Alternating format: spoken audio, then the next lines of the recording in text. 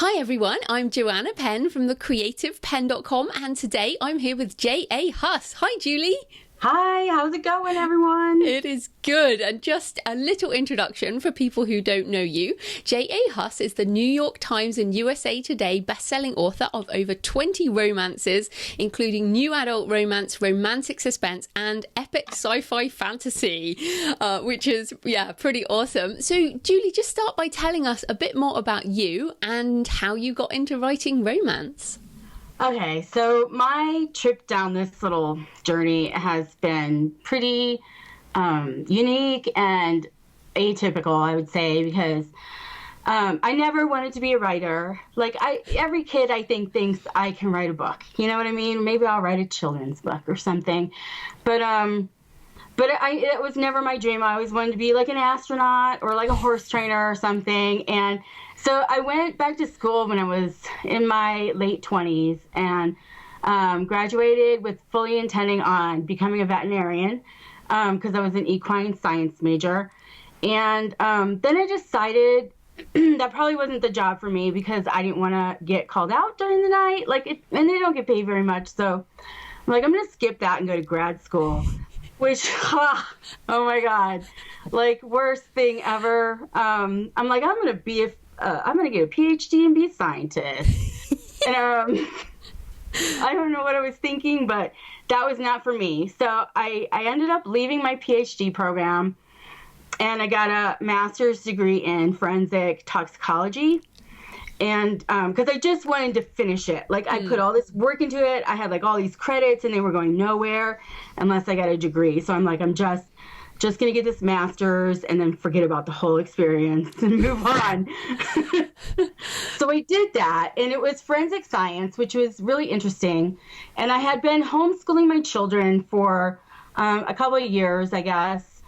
That's kind of really big here in the States. I know it's not big other places in the world, but it's kind of a really big thing here.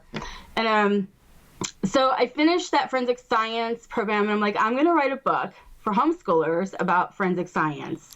And I did. I wrote a whole book, a whole textbook for like junior high and high school for forensic science, which is a really popular subject. Like, oh, really? It's wow. a high interest subject. You know what I mean? Like, what kid wouldn't want to take that if they're, sitting at home and their parents get to pick their curriculum?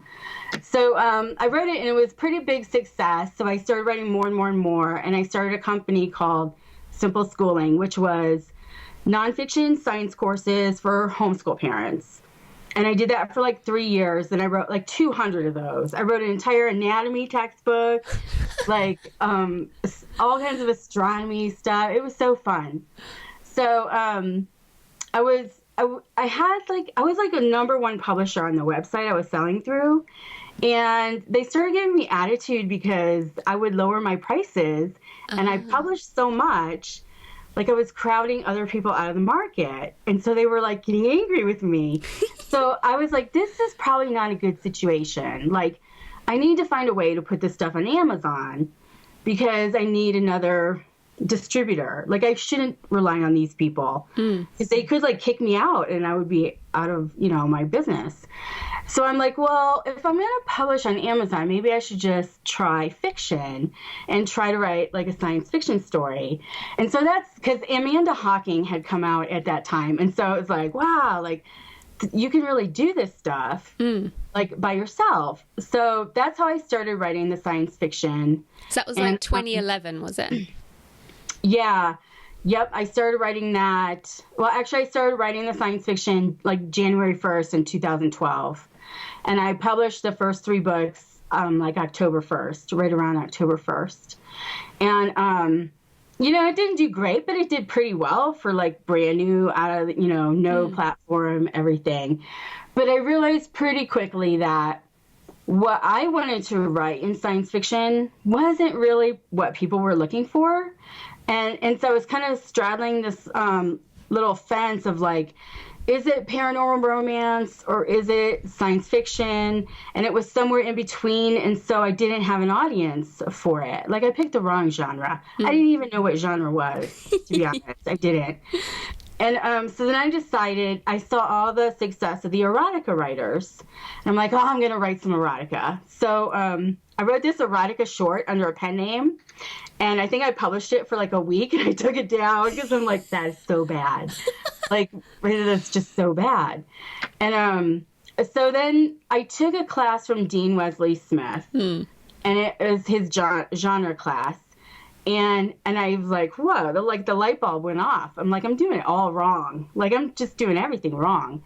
And so I took his advice about romance genre and decided I was going to write a new adult romance because my science fiction was kind of new adult.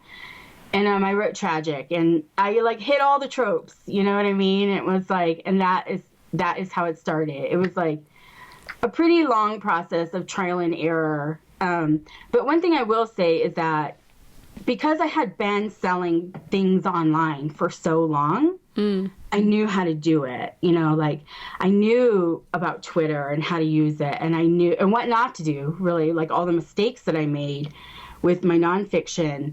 When it came time to like make the Facebook and the Twitter and everything for J.A. Huss, like I knew what not to do and probably what to try next. So I had all that marketing experience behind me. That really, really, really helped me in that first 2 years. Yeah. So wow. That's it. It's such an awesome story. And there's so much I could ask you there because it's really interesting. Also, your anatomy textbook, has that been useful for writing erotica? No, I don't think so.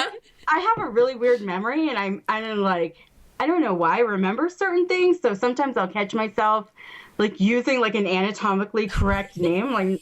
No, when really that's not necessary. No, but that's super interesting. We're going to come back on some of those things, but I wanted to just go back to readers, you know, because you're very good with readers, but also I'm trying to figure out, because I write darker books, and love it. They just do, and you have some darker books too, but you're writing in the romance genre, and I'm fascinated. So why is romance the best-selling genre by so much? Like, what does romance give people that they just don't get anywhere else? Because, you know, I want to learn this stuff. It's the fantasy. It's like you want to immerse yourself in the book and become that character, the woman in the book, and like just experience her life for a little bit. And that's really all it is. It's just a way for people to escape and get into a story and live like scenes or, you know, locations and stuff that they wouldn't get in their real life, and just enjoy themselves. And even though my dark books are really dark, some of them, I'm a plotter, you know what I mean? Like I plot like a thriller author. So I'm very much plotting my books like a thriller when I'm writing the dark ones. And even not the dark ones, almost all of them are plotted like a thriller, so that I keep people on the edge of their seats the whole time.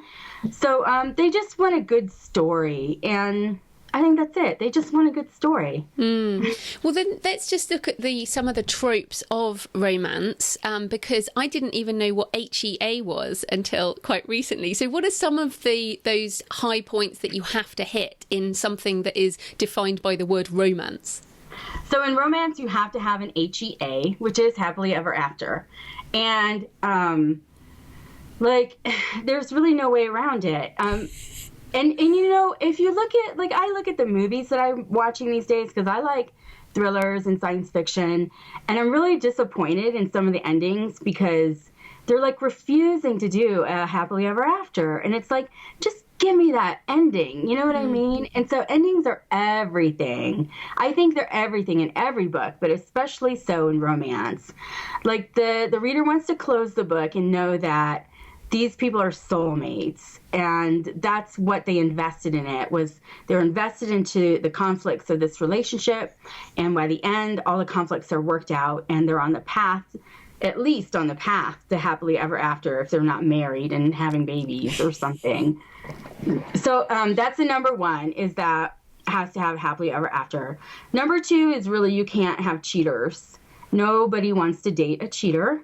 So in romance, you have to tread very carefully if you're going to have your hero be a cheater, because that's really not, I mean, men cheat in real life all the time. And, in romance books, we're not looking for that. We're looking for the fantasy guy. So those are the two really big rules, I think, of romance, for me anyway. Yeah. He doesn't have to be likable in the beginning. As long as he's redeemed himself at the end, you can write a lot of jerky characters, because almost all my characters are that kind of man on page 1.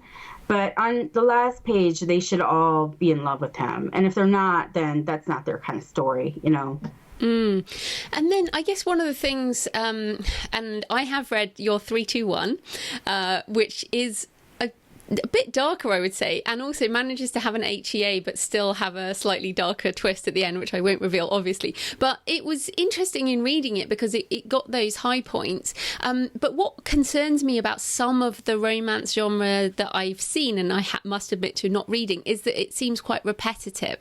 So it is. Yeah. So how do you stop getting bored as a writer when you have to hit those tropes all the time?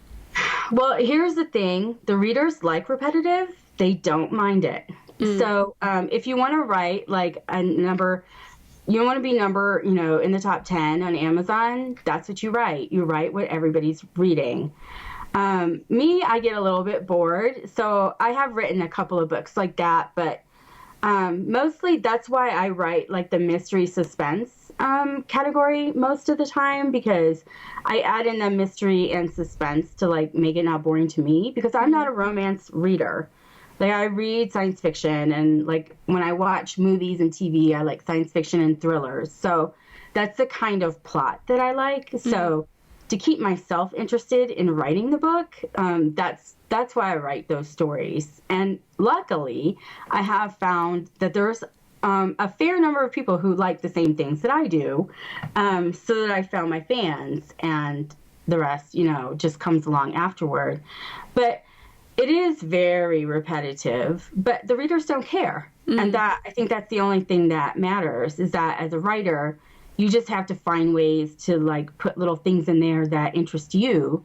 So you don't want to give up, because it takes a lot to write a book, and sit down and write so many words and publish enough to like make money at it, Yeah, so I mean, you mentioned publish enough to make money, and writing series seems to be, well, it's big in any genre, but it seems particularly big in romance. And you talk there about plotting. So how do you plot these romance series, and what is your writing process right now? Well, right now I'm writing a series called the Mr. series, and it's about a group of 5 guys who were accused of rape back in college. And they say they didn't do it. They don't know each other's stories. They were all accused. They weren't together that night. They were in the same house, but they weren't together. So the mystery is, did they or did they not, when the mystery first presents itself. But beyond that, the victim died a couple years later, and they never went to trial. So they never got proven innocent. So it's 10 years later, and now all kinds of things from their past are starting to show up. So that was my main idea. And I got it from a real life case that happened to have an anniversary when I was looking for a plot. And that's where that case came from in my books. But what I'm doing now is writing standalone series. And so each book is one couple, and they figure out their major crisis, I guess, by the end of each book, so that the reader can read it, out of order until they get to the last one, and not miss very much. So when I plot, it's like I don't know everything when I start. I never, like on my science fiction book, my series, I knew the ending that I wanted. But this book I didn't know. I know now, but I'm in book 3 right now. And so I just figured out like what the ending is going to be. But I know the ending of each book when I do the series before I start it, obviously. So I'm aiming towards that the whole way through, and that's just how I plot it. But I plot it like most people, I guess. Like I use the screenwriter template for the plot points, and I pretty much stick to that almost 100%. So do you have like one page where you just put the major things on, or do you like some people have a 1 page or a spreadsheet, and some people like Jeffrey Deaver will write like 100 pages of an outline before he actually writes the book. No, I don't. I do a 1-page thing. Okay. And it's a graph that I learned from a book called The Plot Whisperer. Oh yeah. That's how I learned to plot, was from that book. And she makes a little graph that she shows you, and so I plot everything on that graph, so I get my high points and my low points, and so I always know, like, what's the turning point at the beginning, what's the hook, number one, you've got to have that hook, then what's the turning point at the 25% mark, and then what's the 50, and then what's the crisis, and then what's the resolution. And so that's all I start with, those like 5 things, and it changes as I write, but I'm still hopefully always aiming for the end. Like I do change the ending a little bit, but I don't ever just like pull a new ending out of my, butt in the middle of a book. Well, especially as there has to be an HEA, so you kind of right. They have to like get together at the end somehow. But I think, just for people listening, I mean, it's the same in like my books, in thrillers, someone's trying to destroy the world or blow something up, and the other, the protagonist is trying to stop them, and generally the protagonist wins and the bad guy dies, and there's the hero at the mercy of the villain is the one of the scenes. So this is true in any genre. Obviously, there are these scenes you have to write. But I'm interested there, you said you stumbled upon this case when you were looking for chapstick. Yeah, no, I'm the same. I'm totally addicted.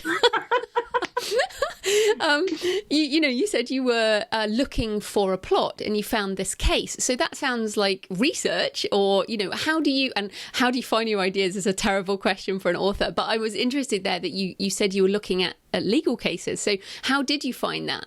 I wasn't really looking at a legal case. The first book, Mr. Perfect, went through so many like different ideas. And it started with one like little hook, I guess. And the hook is the heroine is texting somebody who she thinks is not getting her messages. And she's texting all her fantasy life to him. Mm. And it turns out somebody else is getting her messages. And so I had that hook.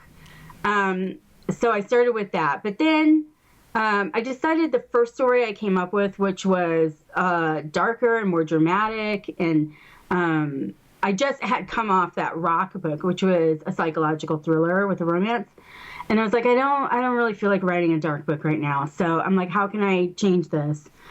And I came across that case, and because it was the 10-year anniversary of when the media totally blew their minds, accusing these poor guys of something they did not do, and I was like, oh, let me look into where those guys are today, just out of curiosity, because I saw it on TV. Mm. And when I figured out, like, I was reading the page of one of the guys who did not get charged, but who had to change his name because every time an employer Googled his name, like, he couldn't get a job.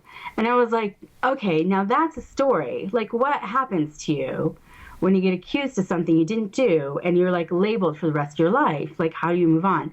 So I'm like, oh, I think I'll write this story, and I think I'll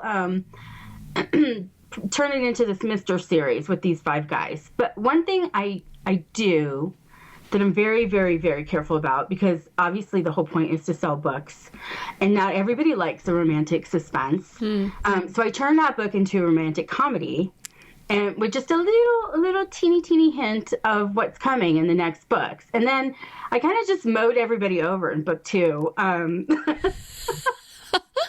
which is usually how I do it when I'm doing a series. It's like, okay, I'm going to lure you in with this, funny book, sexy book. But then, if you want to come along for the ride with me afterward, this is what you're going to get, because this is what I write. Like, I don't really write romantic comedy. It's a funny book, but I don't want to write romantic comedy. Like, I don't have that many jokes inside me, so... I have none at all.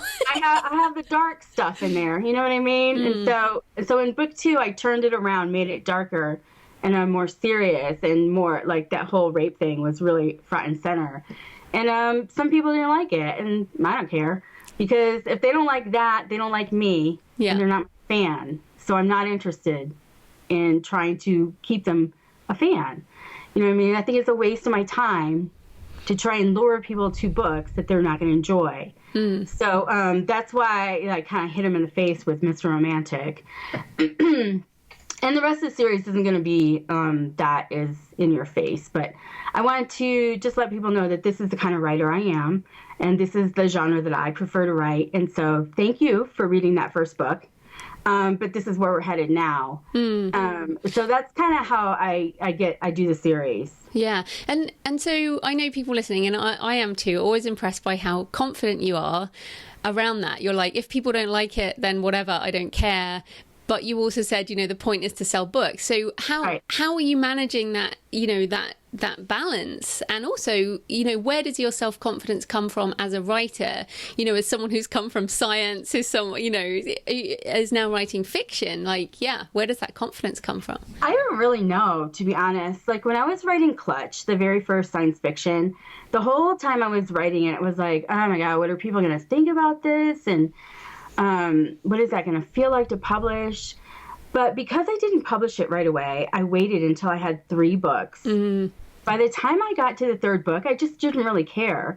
Like, I'm just so in love with this story. And it's a really great story, even if the first book, I think the first book is obviously my worst book because it's my first book. Yeah. But by the time I got to the 3rd book, this stuff is really rolling along, you know what I mean? And I think maybe that has something to do with it. But another thing is that I was lucky in that there are a lot of people out there who like the same stuff that I do.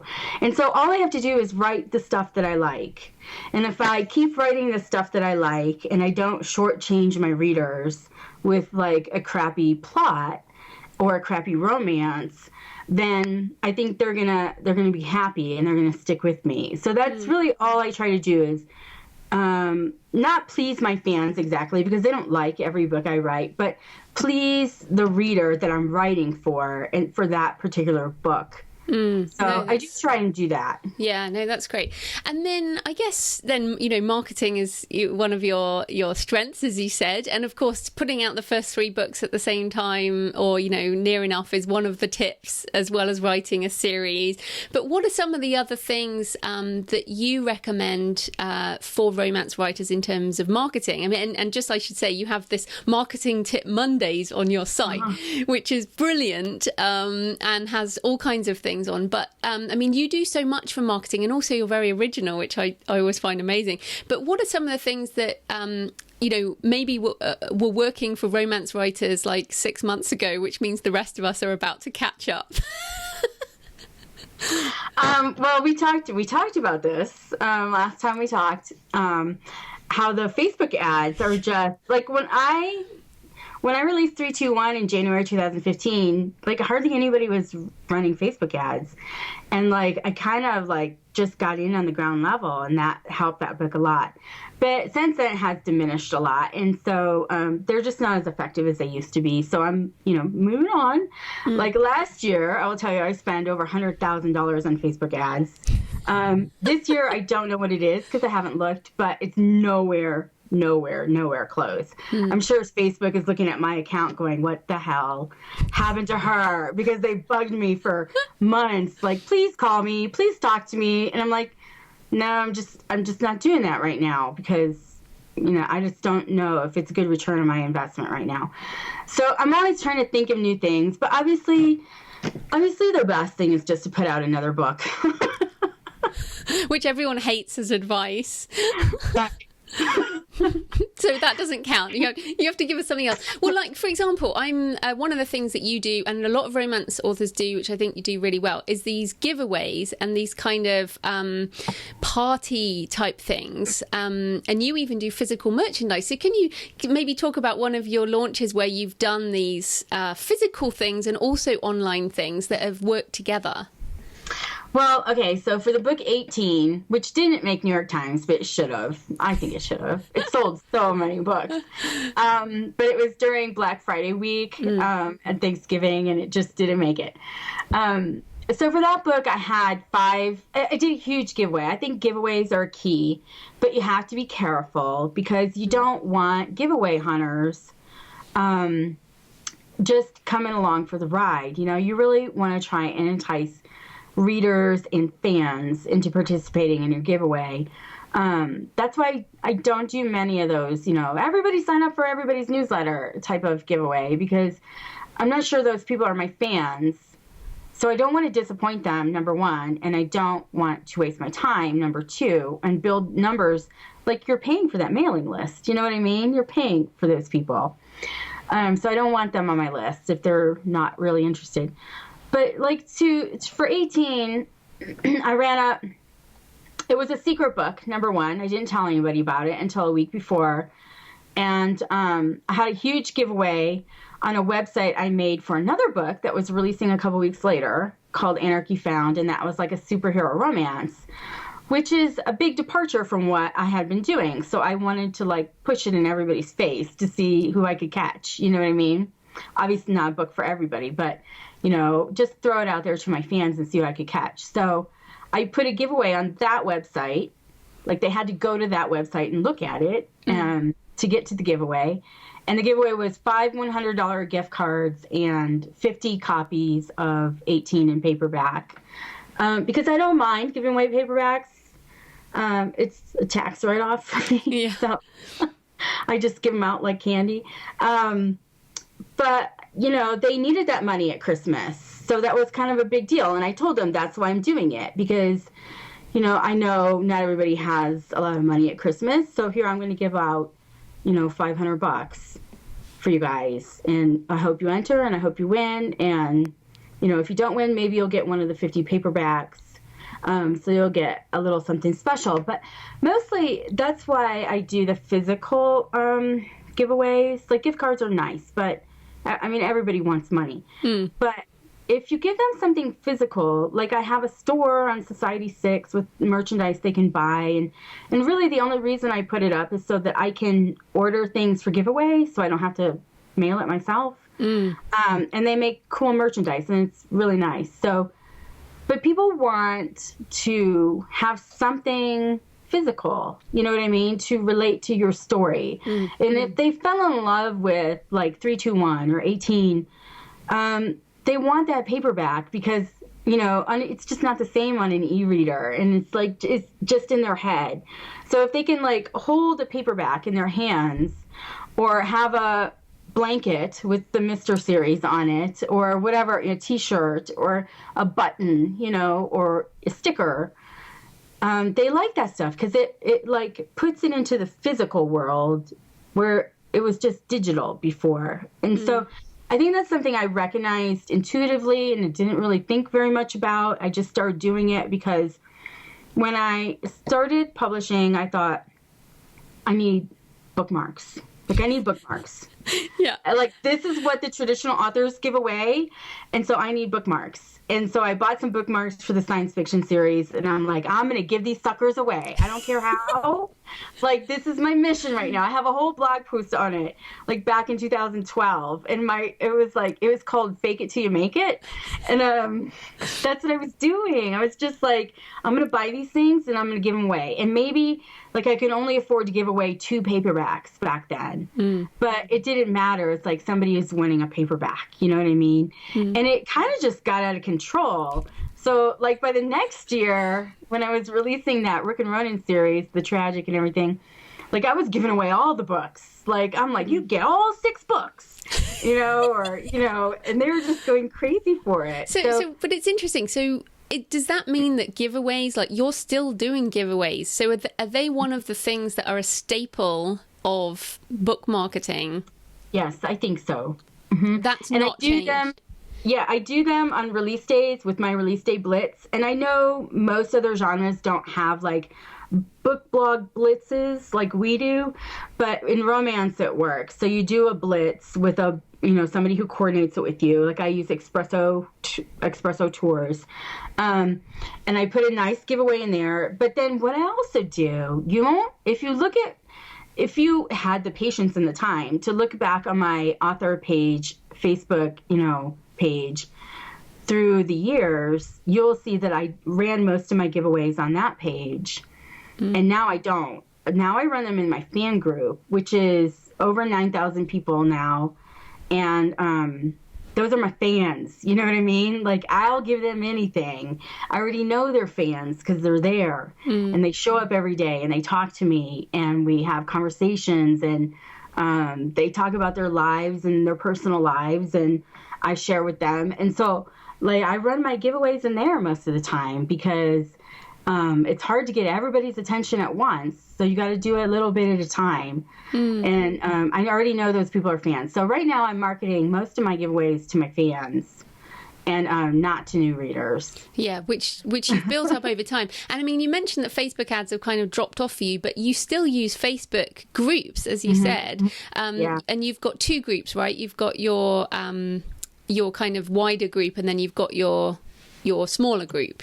Yeah, I have a street team still. It's pretty small. It's just about 20 people. And we do a little bit of stuff in there, but most everything happens in the bigger group. Is that the Shrike Bikes? Yeah, Shrike Bikes. I'm not easy to find either. It's not like which is go type me in. But it's in the back of your book, so people can find it that way. But I'm really interested in that. So how much overhead, because everyone's worried about overhead in marketing in terms of time, there's the money aspect, but for me, I'm like, I'm still not really enamored of Facebook. I try, but I'm not very good at it. So what is the overhead in terms of your time in managing that Facebook group? And, is it because you just love Facebook and in general? I don't really love Facebook. A lot of it's a job, but everything I post in the fan group is not a job. That's like just hanging out with friends. And so, I don't really mind doing that, but I do, like, it is like yesterday, I'm like, I gotta post something on my author page because nobody's looking at me, so I gotta go hunting for some cool article to post or something funny. So that is kind of a job. And I guess if you're not getting any reaction, that's just something you have to commit to, because that was when I was first starting. It was like, okay, I have to post this many posts a day, and I have to post this many posts tomorrow, and that's just something you have to do. Like, it's not magic. Fly in here. It's not magic. Like, it doesn't happen all by itself. You got to go put the work in, and it takes a long time. Like, when I started my Facebook group, it was January 2014, maybe February. And, I got 25 people at a time, It's like I had my street team. I'm like, I'd post on my author page, come join me. And so it's slow. You know what I mean? It's just, but it's a nice segregated, it's like having a mailing list, really, because, let me point something out to you. Yeah. Facebook does not hide the group posts. They do. If the people don't post in them, you won't see them very often. But if the people visit the group or reply to a post within the first, few days or a day or two, they show them at the top of their timeline. It's like you have told Facebook when you join this group that you're interested in these people. It's not like liking a page. It's very different, and it gets treated very different in the timeline. So, usually... Sorry. Do you think then, because obviously we've all seen the organic reach of pages kind of drop off, and the established wisdom used to be that you should have a page.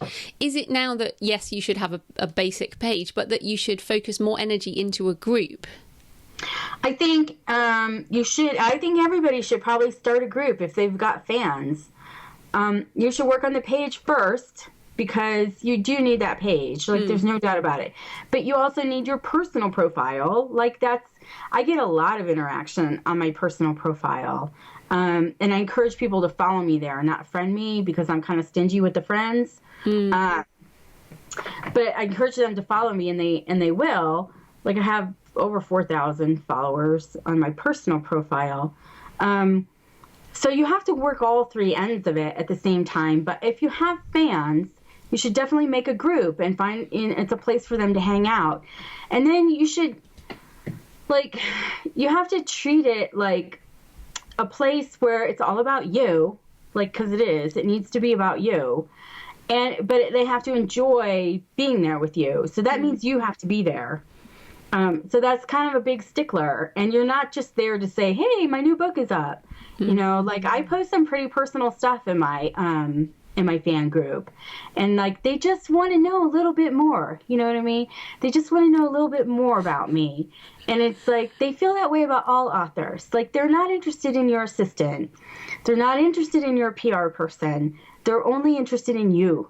So you have to figure out what you're comfortable with, piecemealing out of your personal life, and just commit to it. Like mostly on my personal page, I'm talking about my dogs or my bird. But they like that stuff because they're dog owners or they're bird owners, you know, so they're like seeing me at home. It's just, I don't know. It's just something I've committed to, I guess. Yeah, and that's the thing. Okay, so we've got the giveaways, we've got the interaction in the Facebook group. You know, is there you have a genre blog which I was interested in, New Adult Addiction, which has reviews on other books as well as obviously promoting your own. And blogging for fiction is obviously a very difficult thing, takes time.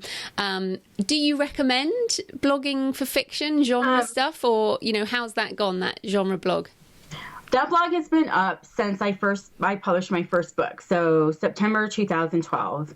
And I used to do it all myself, and now I don't do any of it. My friend Christy does it, and she, you know, reads whatever book she wants. Like, I don't write any of those reviews anymore. It's all Christy. So she does whatever she wants over there. But when I first started, because the thing was, I was looking for blogs to promote the science fiction, and that's not easy to find. But I kept finding romance book blogs. And I'm like, oh, what are these people doing? You know what I mean? Like, I kind of want to do that. And so I got involved with the book blogging world and, like, committed to it. Like, I used to spend 1 to 2 hours every night book blogging back when I had time. And now you're just writing more books.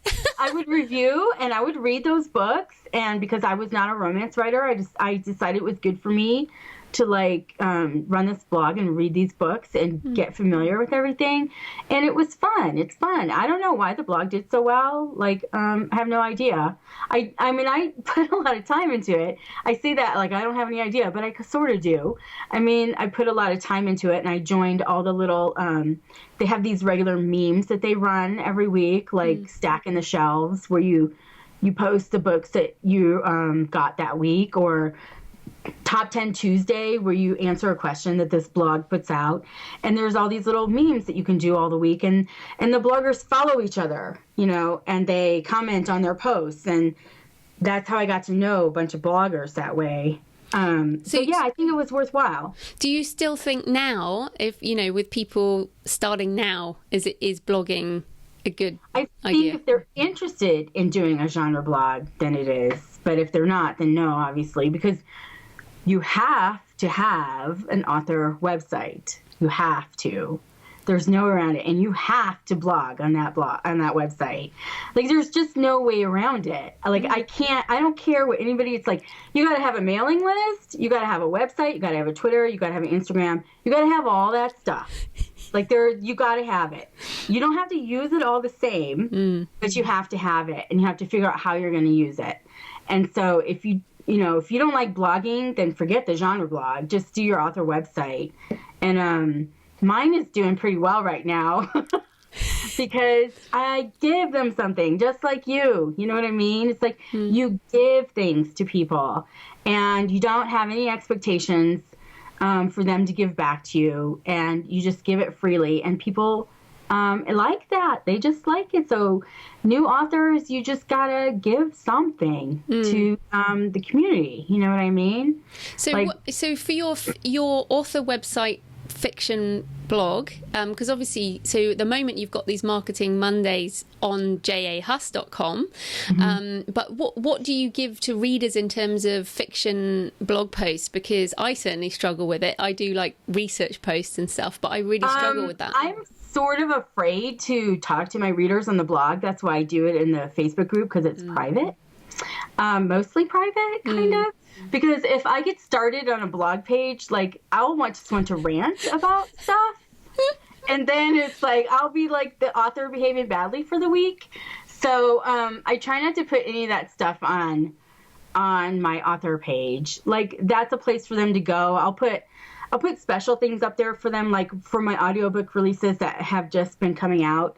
I made like the sample you get on Audible, like it sucks, right? Yeah, Like, really you can't sucks. get anything out of that sample. So I'm like, I got the files. I'll make my own freaking sample, you know? So I put up a playlist, and you know, I got my publisher's permission for the first one, but not the other one. So Whatever. how long is it gonna be? And I'm like, oh, it's really short. But so I'm like, if you want to hear a sexy scene, because Audible's there's no sexy scene in the first chapter, right? So you want to hear what I'm writing, come over to my blog, because I've pulled it out for you and you can listen to it. Or I'll put a special excerpt up there, or a special giveaway, or something like that. So it's always just a little bit something extra over on the blog. Yeah, which is awesome. And now you are actually, because you're such a marketing super duper woman, you have, you will be starting the superauthormarketing.com, might be up by the time this goes live. What are you going to do on there, just so people know, then they can come over and have a look? So this is, these are going to be free marketing tips and webinars, but also paid courses, because there's so many little teeny things that you can do to improve your results, especially on Facebook. Like, it's like the size of your picture, or how to put a custom picture in that boost a post ad on your page, or how to put a picture in a Twitter giveaway. It's like just these little teeny tips, right? So there's going to be different courses, like how to use a Rafflecopter, or I hear people say like MailChimp is hard. I guess that's a thing. I'm not seeing it. So like, I'm like, maybe that's a good course. Like, maybe I can show people how I do the newsletter, because my new newsletters are pretty kick-ass. Can I say that? Yeah. Yeah, I think that's fine. I think I say that. No, and I think that's great, because what's so interesting, and I think marketing starts at a bigger level. It's like you said, authenticity, sharing real stuff. And, there's these big things around marketing. And then there's the little things that, let's face it, do change. Sites change, fall apart, things. I just saw Flickr, because Yahoo just got bought, and I've been using Flickr for 6 years or something, putting out my photos on Flickr. Yeah. And I know Instagram or Pinterest are the new things, but I'm like, oh, what's going to happen to Flickr? Maybe it'll disappear. And this is what happens, isn't it? These sites, right, disappear, things change. So the little tactics, I guess, change as everything does. So it's really interesting. So I do want to ask you about what seems to be happening in romance as well, is this kind of burnout thing, because people are writing a lot faster than many other genres. And I think, some people have seen income drop because of various KU, and, ACX income has dropped. And, so how do you deal with managing your healthy life and your output up against this kind of go faster approach? Well, I'm kind of a loner, so I don't mind like writing all day if I have something to write that day. And like I said, I always make sure the story I'm telling is a story I'll read, so that I don't get bored. I think that's really important. I can't speak to what everybody else is writing, but I'm not really writing to market. I am a little bit, because I try and take those things into consideration, but I'm not really writing to market like some of these people. And so I'm always in love with the story while I'm writing it. And I think that helps. Mm-hmm. And I'm a naturally fast writer. I don't know why that is. I couldn't tell you. So some days I do feel burnout. I think you just need to take a day off. But like right now I'm on this pre-order deadlines, for these Mr. books. And no, I don't want to write 8,000 words today. You know what I mean? No. But I pretty much have to, because I've got other things going on. So, some of it's not fun, but I do enjoy when the series is out. Like, I think it's just that rush of completion. Like, I think that just keeps me going. So, I don't know, because authors are so different, like everybody does it so differently, and everybody's got a different motive. And I will say that absolutely 100%. My motive is not money. I do think that if I'm going to spend time doing this, I need to get money out of it, and I need to get the amount that I need. But I don't do it because of the money. I do it because I have story to tell. And so I think that helps. Like, I have seen a lot of these new authors popping up. You know, they're not new. They're pen names. Right, okay. And it's people starting over trying to do this whole quick, I'm going to write books thing. But they can't do it on their other name. And I'm just not interested in that. So that's not what I'm doing. Like, I think I'm just writing my natural speed, which happens to be fast. And I hope I didn't set this trend. Well, no, it does.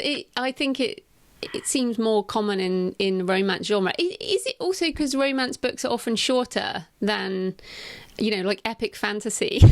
Some of them, yeah. I'll just say this right now. If I am writing some science fiction, like, it's so slow, right?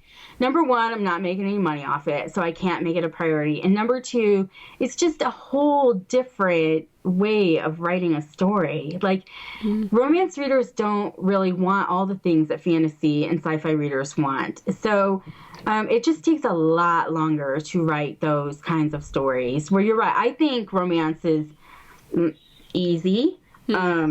Nobody crucified me for saying that, but I have written both genres, and I know it's easier than writing science fiction. Is that maybe that's research and, getting a lot more detail? Well, I think science fiction readers are looking for cool tech, and that imagination has to go crazy. Fantasy is the same way.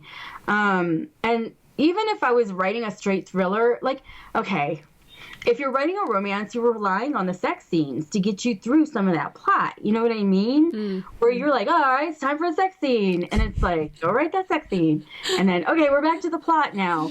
Well, in a thriller, that you can't do that in a thriller. Like, there's no break for sex scene here. Well, it's a cutaway. It's actually a cutaway because you can't really show it. Yeah, you don't have, so you can't even get any words out of it. That's so true. And in fact, I put a very tiny sex scene in my first book, Stone of Fire, and it's still there.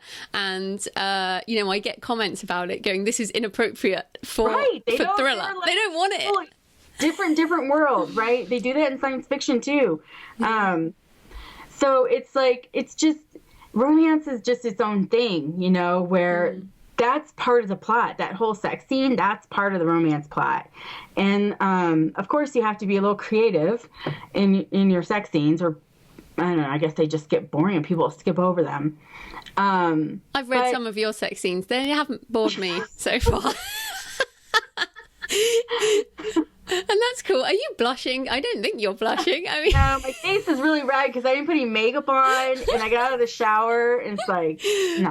But no, I mean, and we're almost finished, but just on the sex scenes, just do it. No worries. I mean, because you put those scenes on your blog too, right?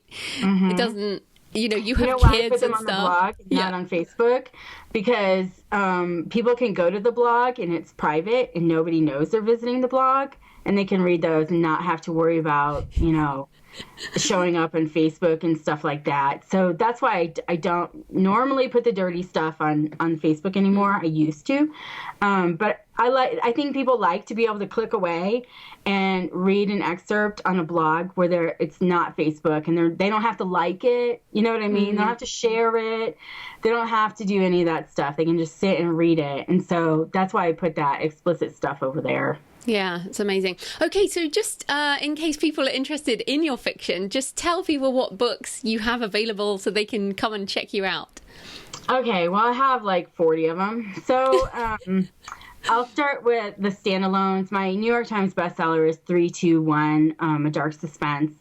And it's a threesome book about three people trying to have a serious relationship. And then I have another standalone that was also a bestseller called 18. And it's kind of a story of my life when I was 18. A little bit of that, actually a lot of it is got to do with just how I felt mostly at being 18. And so that was, that's a really popular standalone. And then, there's just so many of them.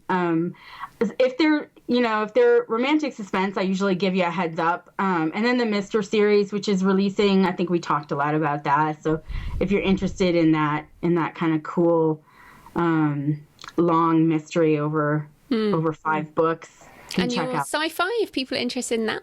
Oh yeah, my sci-fi is called I Am Just Junko series, and it's like an alien return apocalyptic kind of story.